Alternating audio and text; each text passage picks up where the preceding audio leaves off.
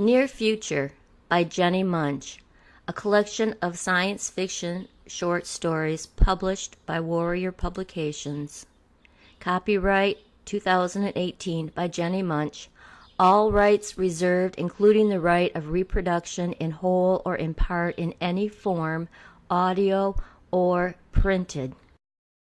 Hello, I'm Jennie Moench. I'm the author of Near Future. It's a collection of sci-fi stories, and I like to think of it as a conversation between the future and the present. The first story is called Transporter, and the Transporter is actually the name that I give the evolved automobile that would be self-driving and electric and run on renewable fuel. But the story itself really is about a decision we need to make. And I try to give the two options and show the ramifications of each. And I hope you enjoy the story. And if you would like to read the entire book, I will give you a free PDF file of it. Just send me a message. Thank you. Transporter. Janet was a young professional. She had finished her studies and now worked from her home, the one that she had grown up in. Most of her friends had done the same. It was a very practical arrangement. Several years ago, when her family had converted the garage into a transport room, they also added onto that side of the house a large bedroom for her that would one day also accommodate her office. It was all very convenient. She could easily come and go without disturbing her parents. That remodel seemed so long ago to her. All her friends had lived in houses that had their own transport rooms as well. With the conversion to renewables, driverless electric transports had become the standard. Most transport rooms were like theirs, a converted garage that was now a room in their house with a pad that the transporter parked itself onto to charge. In front of the electric doors was a kind of runner with treads that cleaned the vehicle's tires as it entered, so no mess. The garage was as cozy and comfortable as any other room in the house. In fact, as a child, Janet would often play inside the transporter, watching movies on the large monitor and falling asleep on its couch.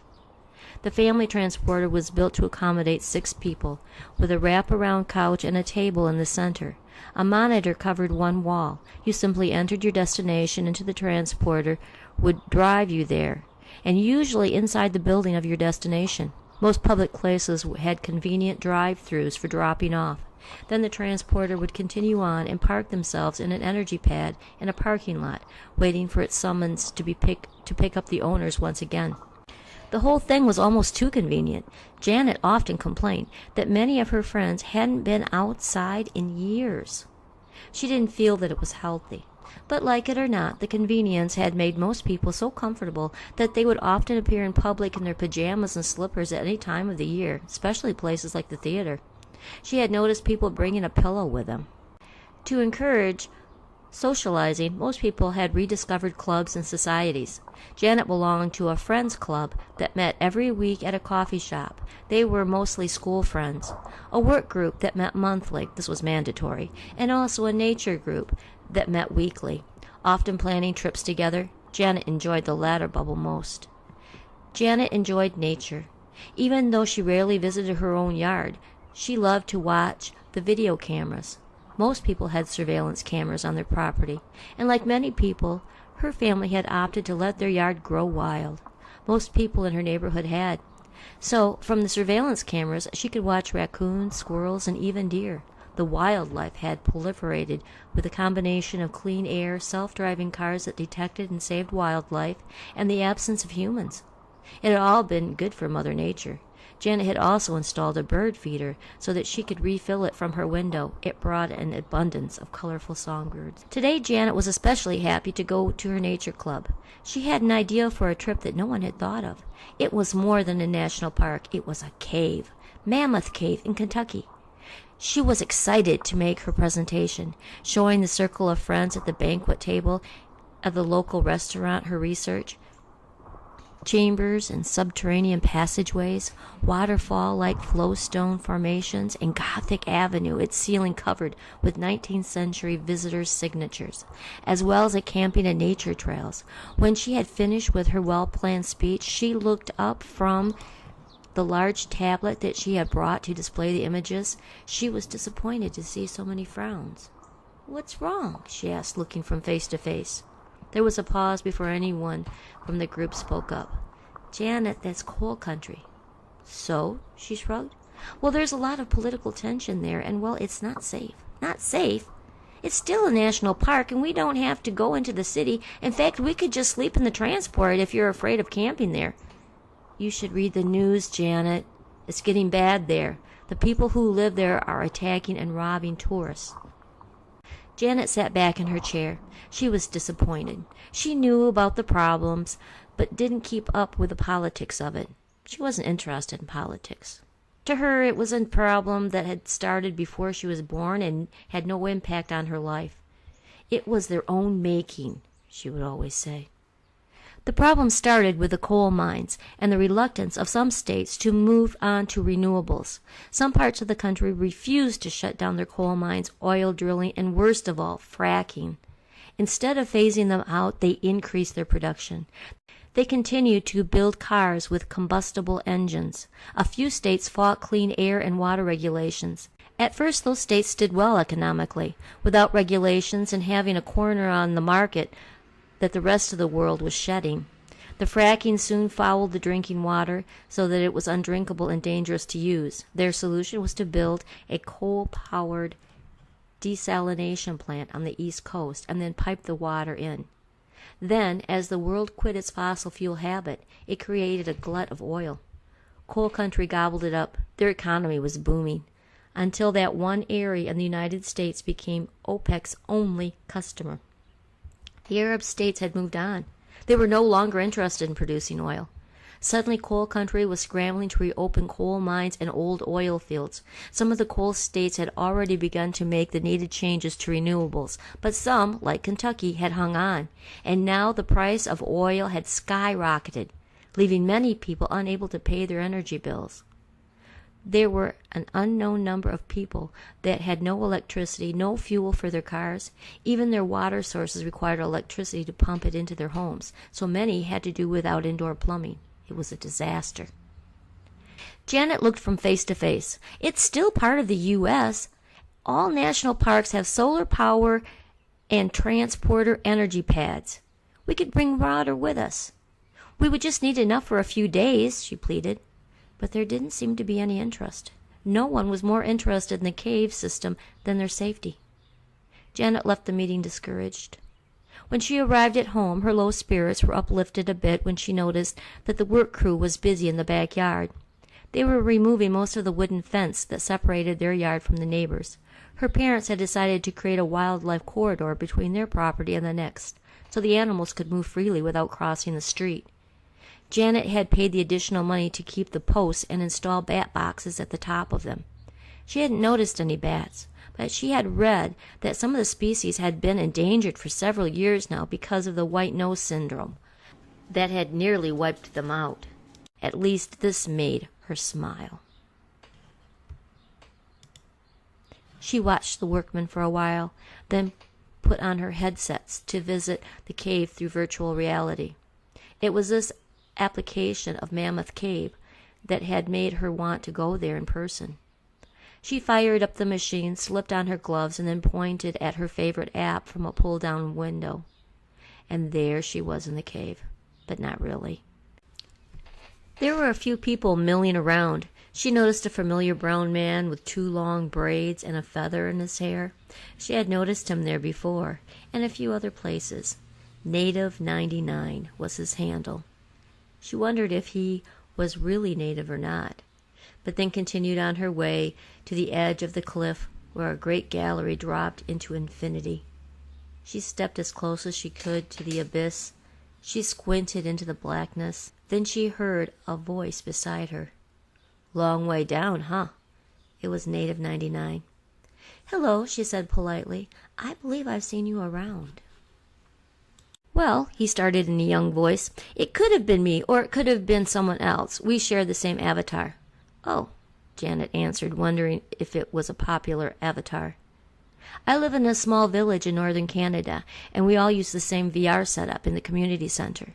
When school lets out, We all hightail it there, and I ran the fastest, so I got first in line." Janet loosened up. Now she was a little ashamed of herself for doubting the boy's identity. "Well, isn't this amazing?" she offered. "Yeah, it is," the boy's voice was enthusiastic. "I wish I could go here for real." Janet decided she liked the boy. Me too. In fact, I was trying to get a group together to go, but no one else was interested. "Where do you live?" "Michigan." "Oh, well, that's not so far." "Yeah, I know. I have a new transporter for extended trips." "You have a transporter?" the boy gushed. "If I had a transporter, I'd go everywhere. No one from my village would see me for about a year." Janet chuckled at his enthusiasm. "Why don't you just go?" the boy asked. "Oh, wait, I'm sorry, but my turn is up. I have to leave." Janet muttered a goodbye as the Indian disappeared. She looked back over the edge. Why didn't she just go? She thought to herself. Not going because no one else wanted to go with her wasn't a reason. It was an excuse. Why did she need someone to hold her hand? She slowly turned and looked around herself. That's it, she decided. I'm going. Her new transporter was built to hold 4 people. There was a straight couch that she used to sleep on in extended trips and a high-definition monitor at the end. There was also a small refrigerator, and Janet had installed a desk and a chair under the wall-mounted monitor. There was a long window over the couch that came with a shutter for privacy. It also sported one convenience that her family transporter lacked, a small bathroom. It wasn't cheap, but by living with her parents, her cost of living enabled her to easily make the monthly payments. Packing was easy. She only intended to stay a couple days, but that part was flexible since she could work from wherever the wind blew her. Not having anyone to confer with had given her wings. She was feeling good about her choice to be independent and was now even more excited about the trip. She sent a message with her itinerary to her mother. A return message with concern for her daughters traveling into coal country alone was received and followed by a phone call. After that, she was well on her way. "Don't worry, Mom," she said reassuringly. "I'll just sleep in the transporter. I'll pull down the shutters and keep the door locked," she promised. "Well, you be sure to stay inside at night. Call me when you leave the transporter and when you get back inside. I'm going to be worried. Why aren't you going with someone?" Janet didn't want to worry her more by explaining that her friends were too afraid. "Work schedules and stuff. Some of them have regular hours," she rambled on a bit, never really explaining herself. "Well, I don't like it. But you are an adult. Just don't talk to or make friends with anyone there. I heard that some of them are drug addicts. You can't tell about those people." Janet decided that her last sentence sounded a bit paranoid, but tried to end the conversation on a high note. She had been sitting at her desk working from a large monitor as the transporter was en route. She continued to work, letting herself get ahead. The motion of the transporter was barely noticeable by her. It was less than the feeling that you get on a train. Their speed was variable, but never over posted speeds. Some say that they are slower than combustible vehicles, but the comfort and the ease of travel was uncomparable. Electric transports were the apex of travel methods. As she lost herself in her work, with a cold bottle of sparkling water near her right hand, she played music and had all the lights on dim. Everything seemed to be humming along on schedule. The transporter charted its own course to energy stations, re-energizing and returning to the road without Janet's notice. It was late when she finished her tasks. She logged out of the company database and then checked her course. She was slightly behind schedule. The transporter had to change course to find an energy station, but they seemed to be at an acceptable level, being able to recharge at their destination. It looked like they would arrive in the night. She already had the necessary park permits, and her transporter should be clear to park, and she would be able to disembark in the morning at her leisure. Satisfied, she changed screens to watch the security cameras at her home. She could see that the fence was down except in the corners, and that her bat boxes had been installed. She moved the camera around to focus on the area where she had observed deer sleeping, and was happy to see the brown fur of a mother with her 2 fawns in the corner. Then the flash of nocturnal eyes got her attention. She zoomed in and caught a raccoon scurrying across the yard from the adjoining one. The wildlife corridors were already working. Happy, she turned the music up and moved onto the couch with a pillow and a blanket. She shuttered the window. A satisfied smile crossed her lips as she snuggled in for the night. The monitor was still glowing along with the interior lights, but that didn't matter. She had plenty of charge as her little room glided through the night. The next morning her dreams were interrupted by a banging noise near her head. It startled her to find herself in an otherwise quiet, dark room. She called out for the lights, but none came on. She sat up and opened the shutter. Sunlight flooded the transporter, but whatever had made the banging noise was gone. All she could see was the closed park office across a vacant parking lot. Puzzled and a little frightened, she stood up to assess the situation. It soon became apparent that she was without power. Her first instinct was to locate her phone. She found it on the desk, not on its charging cradle. It was flashing a warning that it was so dangerously low on power. Then the banging started back up. Now it was at the door. Help, she thought. Certainly it was the park ranger checking on her. She arranged her hair with her hands and then used an emergency handle to slide the door open. The bright sunlight made her blink, temporarily blinding her. But there, standing on the asphalt outside the door, was a man in blue jeans and t-shirt. When Janet regained her vision, the first thing that struck her about the man was his brilliant blue eyes. His light-colored hair was cut close to the sides, combed into a neat curl on top. She believed she saw his jaw loosen a bit when he laid eyes on her, but his expression was stern and sober. "The park is closed," he stated unflinchingly. Janet blinked and then scanned the landscape behind him. It looked disheveled. There's something wrong with my transporter," she stated. "It seems to be dead." The man furrowed his brow. "Well, the solar system was vandalized in the night. You're going to have to call for a tow truck." His voice was clear and his demeanor was serious. Janet wondered if he was a ranger. She looked at the phone in her hand. "My phone is almost dead. Could I use yours?"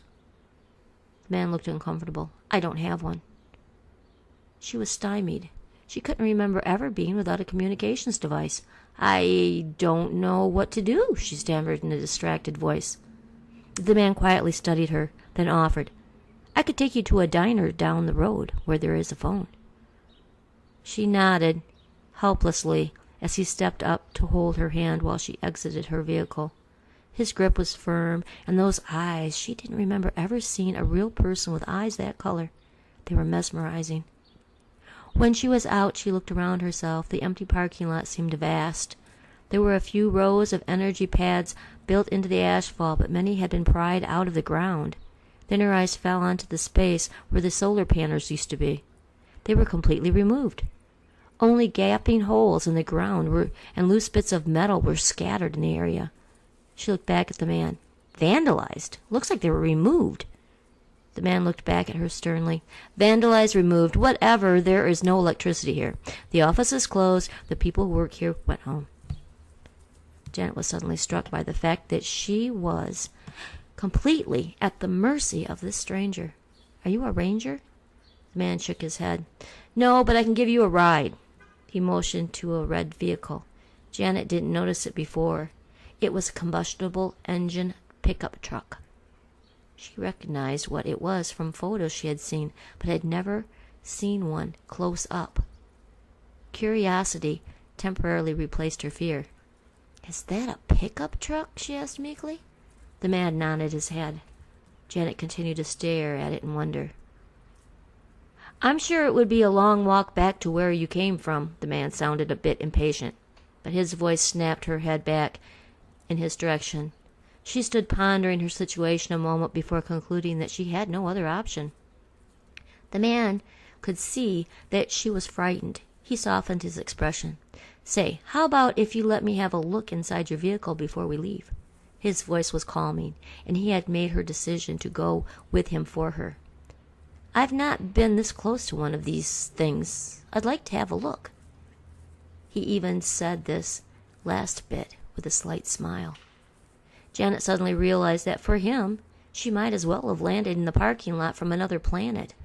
Sure, what choice did she have, she thought to herself. She stepped back into the transporter. It felt strange to her that everything was so dark and silent. Usually there were blinking lights somewhere, her music playing or something. She turned and watched as he seemed to be inspecting the place, looking at the edges of the monitor and checking the small bathroom. Say, this must be convenient, he mused. Janet let him wander around a while. She closed the shutter and tracked down the remote for locking and unlocking the doors, as she normally used her phone. But it was now nearly dead. When she turned back around, she found him looking in one of the cabinets, but then quickly shut it when he noticed her eyeing him suspiciously. So you ready to go?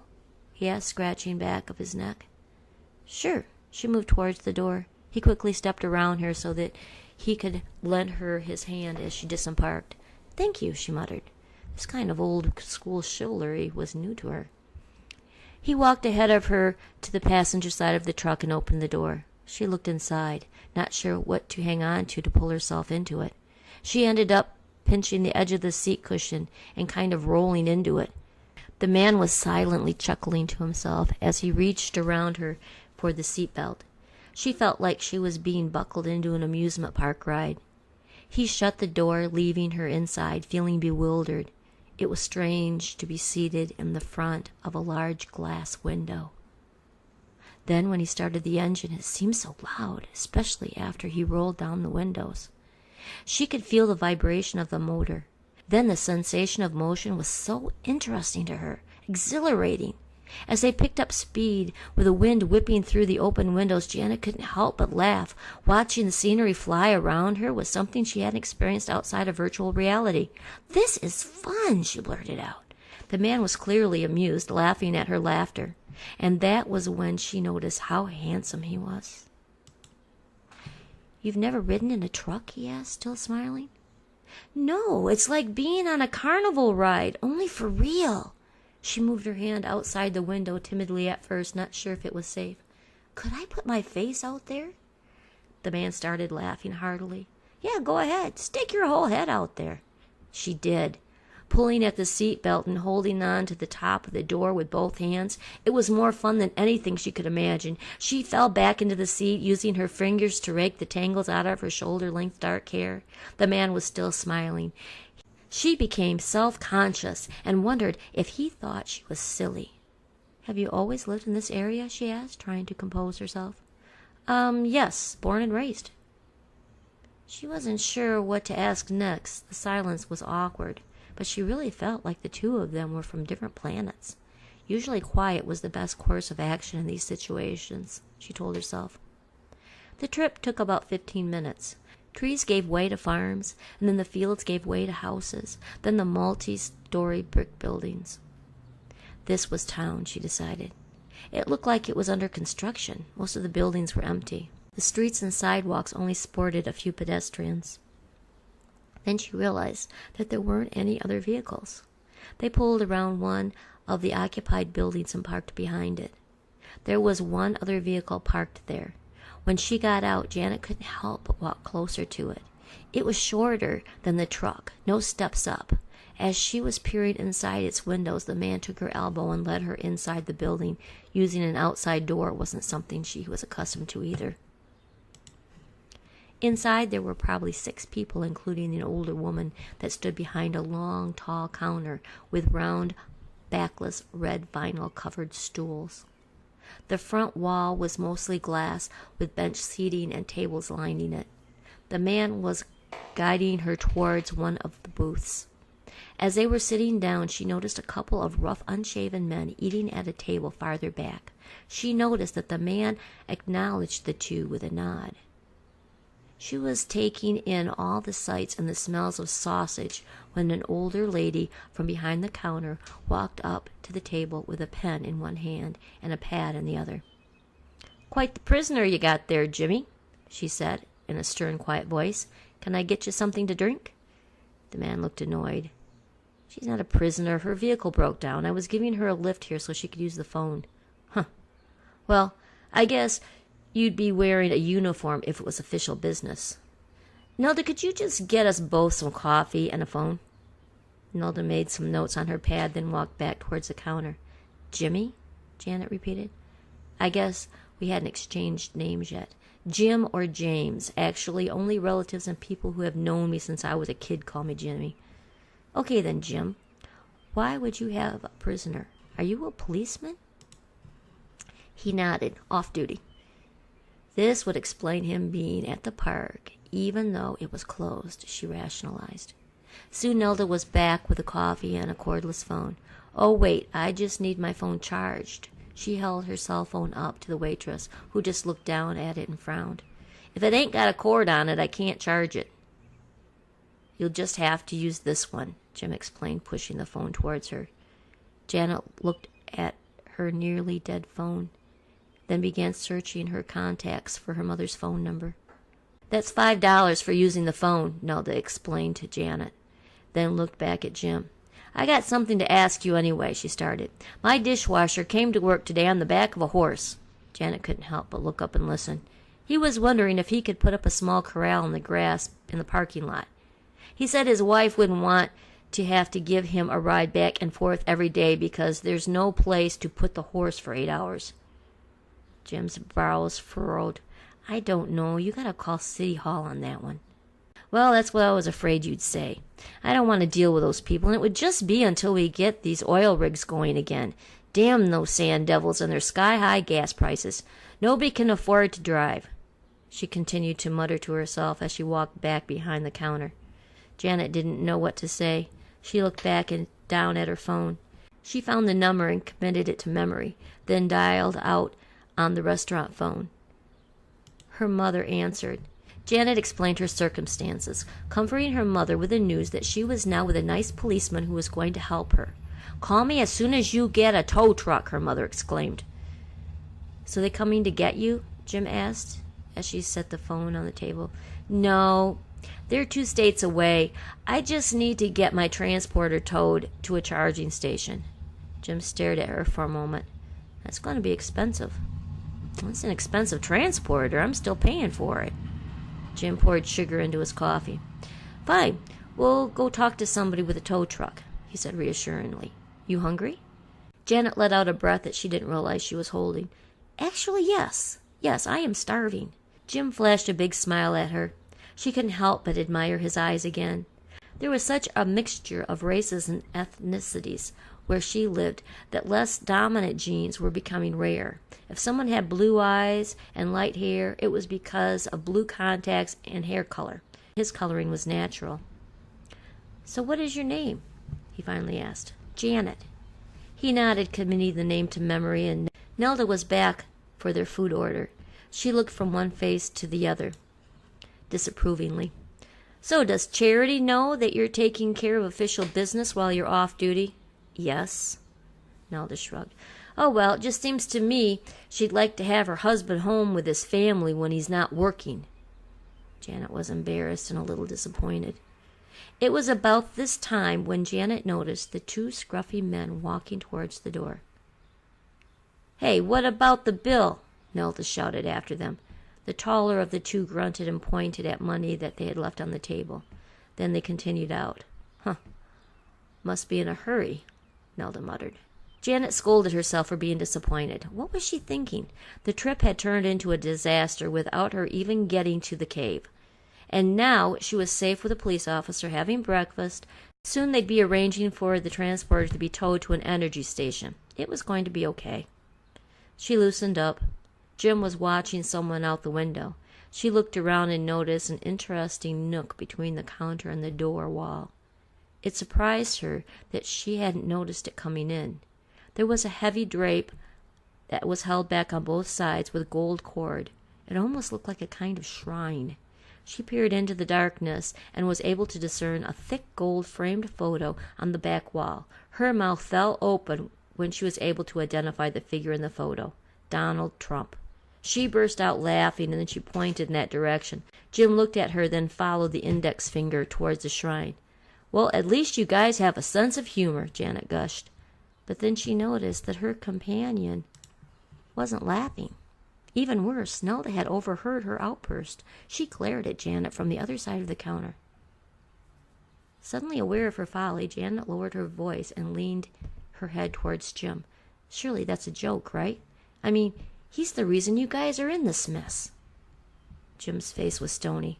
Janet was embarrassed and quietly sat back, marveling at the situation. She and everyone she had went to school with knew the story well. Donald Trump had obtained the presidency through the now-defunct Electoral College. His victory had been secured with the help of corrupt businessmen and foreign leaders. The deranged dictator had surrounded himself with military men, destroyed ties with friendly nations, and then dragged the USA into a crisis. Under his brief reign, white supremacy and division became normalized.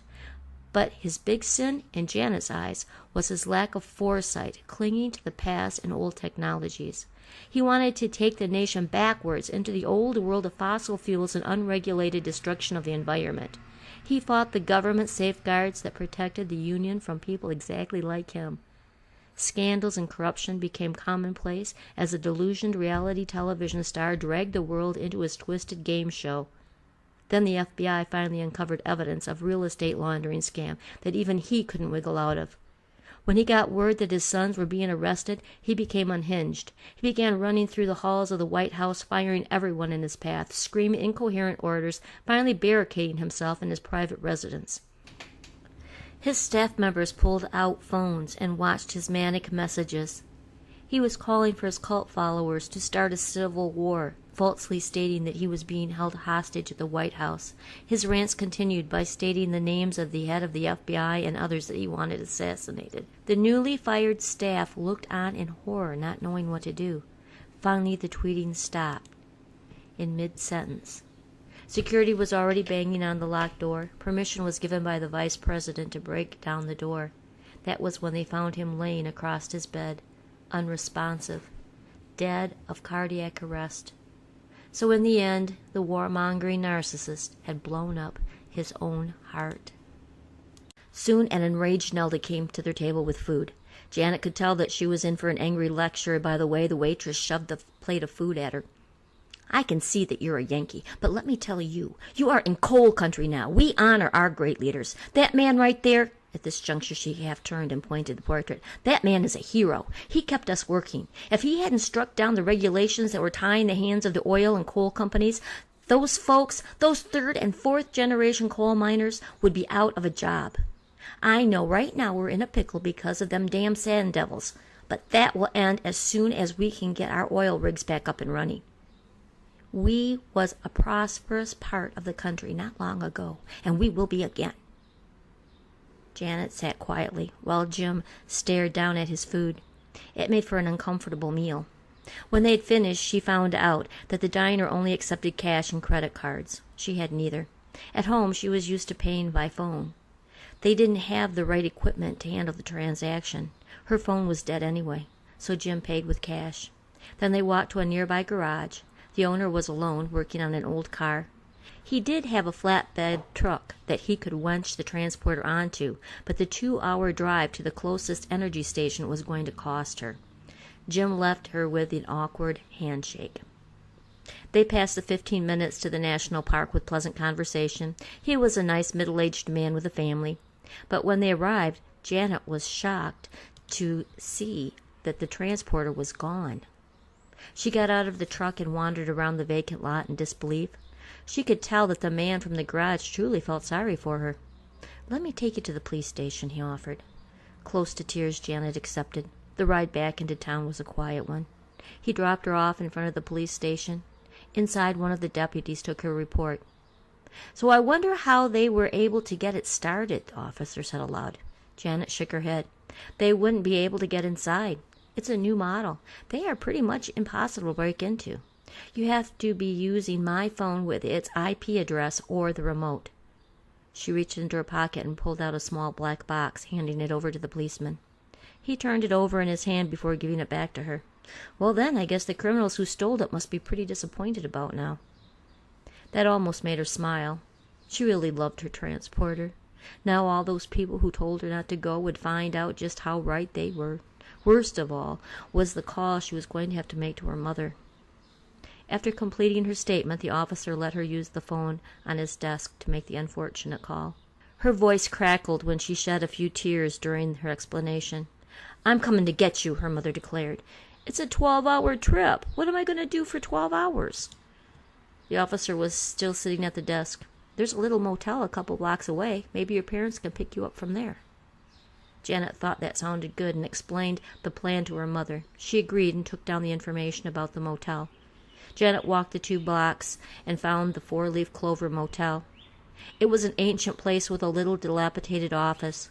Janet realized when she entered it that it was also the home of the caretaker owner.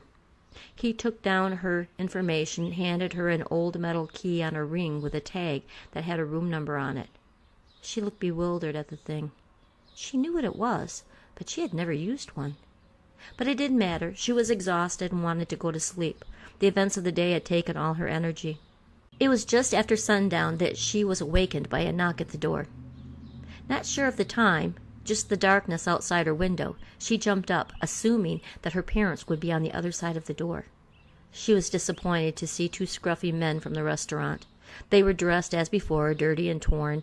The man who knocked was unshaven, with messy dark curls that fell into his eyes. "Hello," he said, in his most pleasant voice. "I'm here to get that remote." Janet was confused. "Why?" "Well, the police think that it would come in handy if they locate your transporter." Janet looked at him suspiciously. He was crowding the door, kind of pushing his way in. His cohort was close behind him, trying to see inside the room. The second man was thin. His eyes darted around nervously, and Janet could smell him. It was an unpleasant odor. She didn't like the way they were pushing their way into her room. She kept a firm hand on the doorknob and refused to give way. "No, I don't think that's necessary," she asserted. Wait, the first man pushed the door open. "Jimmy sent us." Janet hesitated, eyeing the man with suspicion. "He told you to get the remote from me?" "Yeah, that's why we're here. He's trying to find your transporter for you." "Then why didn't he come himself?" she asked, a little hurt. "Busy, you know. He's a cop." "Yeah, but—" She shrugged off the idea that the 2 shabby men were on official police duty. "If he wants it, he needs to come and talk to me himself." "Well, that's not going to happen." The man pushed the door open. Janet started to scream, but the burly man locked his arm around her and put a hand over her mouth. The second man shut the door behind them. "Luke, you got that duct tape?" the first man asked as he easily wrestled her onto the bed. "Yeah." He pushed a large roll of silver duct tape at the first man. "No, you idiot. How am I going to pull off a piece? My hands are kind of full," the first man blurted out angrily. "Just rip off a piece and wrap it around her head." There was a commotion, and Janet tried to pull herself free. She was rolling her head, trying to scream, despite the man's grubby fingers across her lips. Then she tried to bite him. "Hold still," he shouted impatiently. She continued to wiggle, trying to escape the man's grip as Luke fiddled with the roll of tape. "God damn it!" the frustrated thug shouted under his breath before pulling up his fist and burying it hard into Janet's rib cage. It took her breath away. She recoiled as she tried to take a painful breath. This gave the man enough time to grab the roll of tape, pull a piece off, and then wrap it around Janet's mouth and head. When her wrists were bound together, her pockets were searched, producing the remote as well as her dead cell phone. After that, she was wrapped in a blanket and stuffed into the back seat of a car. The empty, dark streets didn't provide any witnesses. The 2 remained silent. Janet wondered what their plan was. Since they had obviously arrived there prepared to kidnap her. But she had seen their faces. They had mentioned Jim as though they knew him. In fact, as she thought about it, she realized that they did know him. Had he taken her to the diner that morning to rendezvous with them? She was disoriented and her chest was tender every time she took a breath. The tape was too tight and it nearly covered her nose. It was miserable. She was scared. She tried to sit up so that she could see out the window, but Luke shouted a warning for her to lie back down in the passenger seat. She knew they would hurt her if she didn't, so she resigned herself to lay still and await whatever came next. She felt the road get rough, and the car turned sharply to the right, and they were going slowly before finally coming to a stop. Janet was paralyzed with fear. The big guy opened the door and pulled her by the feet till she was able to stand on solid ground. He held her head down so that she didn't hit her head on the roof of the car. Janet thought. How kind. The situation was surreal. When she was standing and able to see around herself, she noticed that they were behind an old farmhouse. They had driven through the grass to a large outbuilding. The yard was full of a variety of discarded junk, car parts, and also larger bits that looked like farm equipment. Then she noticed 2 long plastic greenhouses situated behind the outbuilding that she had been led to. The old building was made of cement blocks. There was a homemade wooden door in the front that looked like it could accommodate large vehicles, then a smaller door to the left of the large one. That was where they were taking her. Inside was filthy and smelled like motor oil. It was dimly lit by a bare bulb that dangled from a high ceiling. It was then that she noticed her transporter parked inside the double doors. Its shiny metal side was dinged up and damaged, especially around the edges of the sliding door, but the door was still closed. They had given it a good try, but hadn't managed to get inside. Tears began to flow down her duct-tape-covered cheeks. She was pushed forward. There was a metal door on the cement wall. They opened it and pushed her inside, slamming it shut behind her.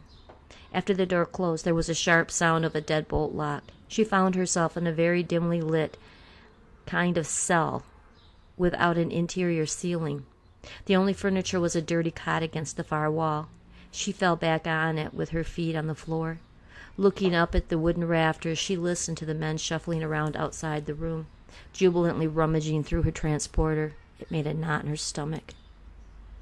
After a few minutes, she could hear Luke's feeble voice. "Okay, Hank, now, we got it open, so I get some medicine, right?" "Yeah, sure." Hank pulled out a key from his pocket and opened the door of the second room that was next to the one Janet occupied. This room was full of a finished product, blocks of heroin. The main source of income involved a new strain of high-yield poppy that was designed to thrive in hot greenhouses. The price of fuel for the gas-powered generators had cut into their profits, which was the reason why they had stolen the solar panels. Stumbling across the transporter was a stroke of luck. But it soon became obvious that Hank wasn't happy. "Luke, what the hell have you been doing? You was in here, weren't you?" Luke immediately went on the defensive. "What are you talking about, Hank? I ain't got no key." "Bullshit," came the reply. "I can see that you've been busy in here. What have you been doing, opening up the packages? Don't lie. You are the only one that could have been in here. What the hell?" Luke continued to stammer, his incoherent, until finally offering an explanation.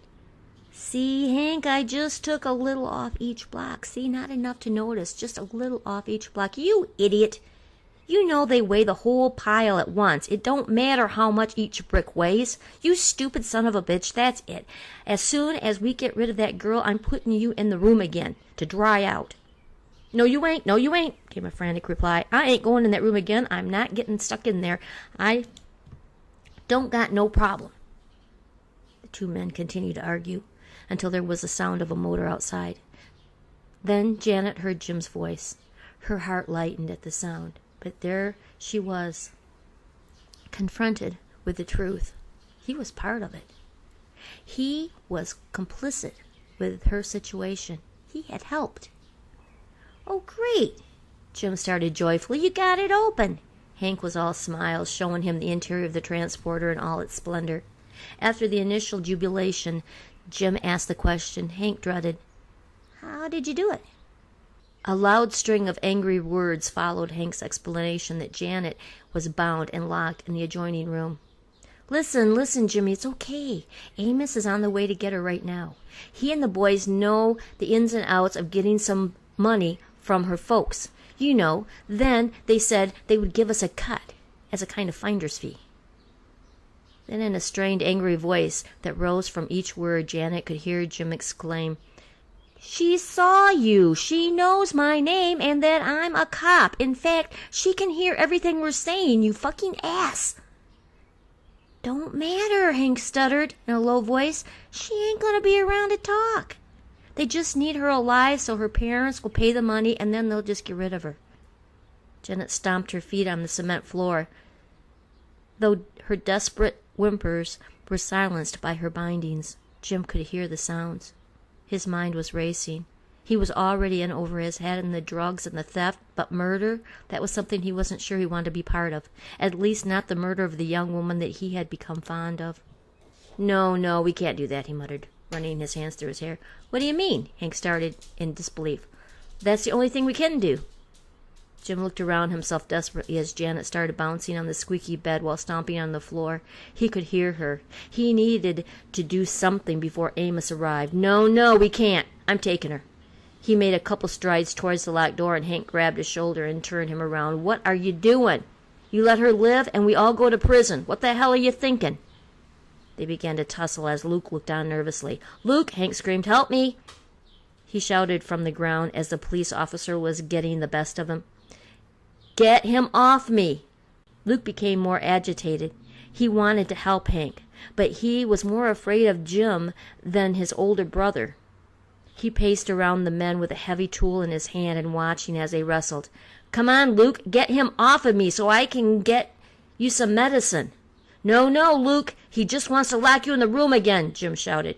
No, he ain't, Luke chanted, before striking his brother in the side of the head with a wrench.